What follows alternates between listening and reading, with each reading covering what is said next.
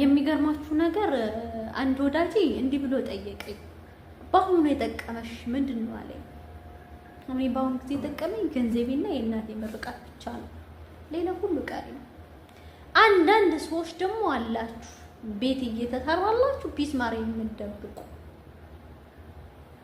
ይሄ ማለት የእናት ዱዓ ምን ያህል እንደሚደርስ እናታችሁ ዱዓ እያደረገችላችሁ እናንተ እጃችሁን የማትነይቱ የማዘረጉ፣ እንዲሁም ደግሞ ለተለያየ ፍቅረኛም ሊሆን ይችላል፣ ለባልም ሊሆን ይችላል፣ ለሌላም ሰው ሊሆን ይችላል ታረጋላችሁ። ለቤተሰብ ግን ማታረጓላችሁ። ፕሊዝ እናትህና አባትህ ዱንያ ላይ እንዳሉ ምርቃናቸውን ተቀበል። እውነቴን ነው የምነግርህ። የእናት ምርቃት ኤክስፓየር አይወጣም። መቼም አይጸጽትም። ለቤተሰብ ያደረግከው ለእናትህ ለአባትህ ያደረግሽው ወይም ያደረግከው አይጸጽትሽም። መቼም በህይወትሽ ደስተኛ ነው የሚያደርግሽ።